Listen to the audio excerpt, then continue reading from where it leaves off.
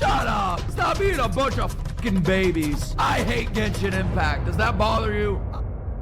So, with the recent controversy around Nicholas Light trying out Genshin Impact and absolutely hating it, I'm gonna cry! I'm gonna cry! I wanted to share my thoughts. Mainly, I wanted to talk about why Genshin just doesn't feel good to play anymore, especially if you've played Wuthering Waves for some time. When WoW launched, sure, it needs some work, it had some bugs, missed a bit of polish, the usual live service stuff. But now, it's seriously cleaned up, and once you've been playing it for a bit, it just feels way better. And when you get used to the freedom and all the little quality of life features, going back to Genshin just feels frustrating. I gave Genshin another shot when Arlecchino dropped, thought it might pull me back in, but the moment I started walking around, trying to climb, trying to explore the new areas that came out, it all came flooding back to me. That stiff movement, the limited stamina, Genshin just makes you feel like you're playing as a 80-year-old who can barely make it up a hill. And I don't really care how stunning the world looks if moving through it makes it feel like a chore. It kills the experience. Something as simple as infinite stamina while exploring would make such a massive difference. But it feels like the devs only really push for improvements when the game starts lowering their profits or when there's serious competition. Now, let's talk about one of the biggest reasons people love Wuthering Waves so much, the combat. In Genshin, most enemies just stand there, you spam your attacks, and they die. It gets to the point where you can basically fight with your eyes closed. There barely is any challenge, and it gets boring quite fast.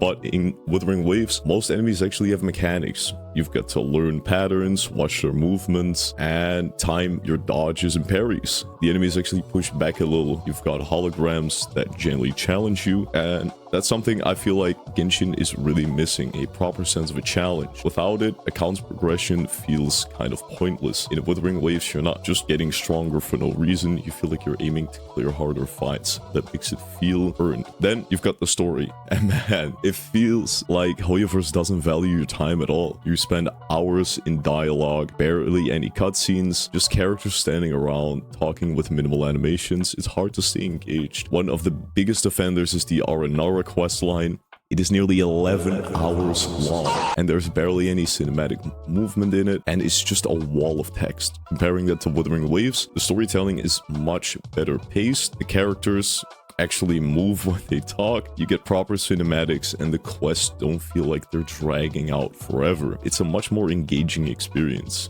And then there's stuff like farming materials in Genshin. You still can only farm specific upgrade items on specific days of the week. That's been a complaint since the launch of the game 4 years ago, and somehow it still hasn't changed. Meanwhile, Wuthering Waves is out there dropping quality of life improvements every single update. They're actually listening, improving systems, and making the game smoother to play. And honestly, that makes it way harder to sit down and enjoy Genshin, because you start realizing just how much could be better if the devs actually wanted to fix it. I had to reinstall Genshin for the sake of getting B-roll, so to make my suffering not feel in vain. Don't forget to drop a like on the video and subscribe to the channel.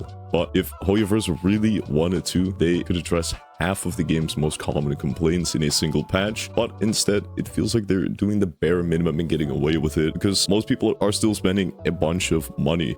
I get it, these are companies, not charities. Of course they're trying to make money, but with Genshin, it feels like their focus is just on making as much money as possible, while Wuthering Waves actually feels like it's trying to make a great game first and then trust that money will follow. You can see that in the little things like them adding leaves falling from trees or other tiny environmental details no one even asked for, but it makes the world just come alive, and it shows the devs care more than just sales numbers. Now, let's talk a little bit about the gacha system, because this is another huge difference. In Genshin, the soft pity or a limited 5-star character starts at 75. In Wuthering Waves, it starts at 65. That might not sound like a lot, but it's actually a pretty big difference over time, especially for a free-to-play low spender, but it's actually a pretty big difference over time, especially for a free-to-play or a low-spending player. Then you got the weapon banner, and yeah, we all remember what happened to the Tectone Staff of Oma situation.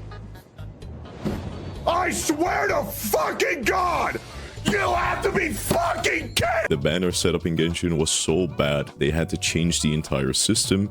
And even with that fix, the odds are still not good enough. It's not unusual in Genshin to just give up and run a 4-star weapon, because getting the 5-star one feels like gambling your soul away. Meanwhile, in Wuthering Waves, you have a guaranteed weapon system. You know what you're gonna be getting, and you're not left pulling endlessly hoping to win a 50-50. It feels way more fair, and it makes pulling for a weapon something you can actually plan, without needing to gamble. I could keep going on and on about comparisons. There's seriously so much more I could talk about, but the main reason I wanted to make this video is to share my experience as somebody who used to play Genshin religiously and just can't anymore because Wuthering Waves is that much of an upgrade. So with all that said, the main reason why I started resenting Genshin and the Hoyoverse in general had to do with the fact that they have so much potential that they're sitting on. When it comes to their lore, world building, their character design, it is really, really good, and seeing it go to waste because developers aren't trying to push to improve the game every update just hurts to see. When it comes to Wuthering Waves, we can see how it started out. It wasn't perfect, but the developers listened, carefully tried to adjust the game to make it better over time, and as you can see right now, we're at one of the best points in Wuthering Waves when it comes to the content that we were getting. And if Genshin did a very similar thing, it could have been so much better. And just seeing that potential go to waste sucks. So like and subscribe if you feel similar, and take care.